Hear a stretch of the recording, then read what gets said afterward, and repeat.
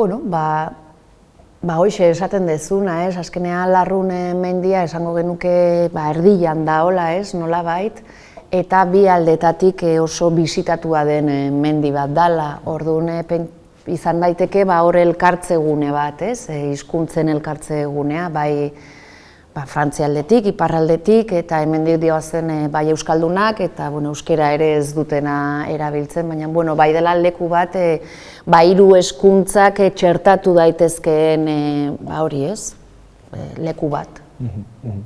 Bai, antzeko, nik uste azkenean da pixkat metafora bat, lurraldearen metafora bat,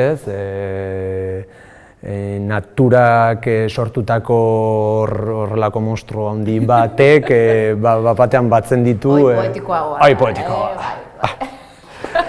Eta hiru hizkuntzak batzen diren puntu hori, azkenean. Eta, de hecho, fisikoki ere bai, Larrunetik ikusten da, bidasoa guztia, iparra, Miarritzeraino edo lo que sea, eta hegoaldean ere bai. Eta hegoaldean be bai. Nik uste nahiko oso ondo kokatuta dagoela.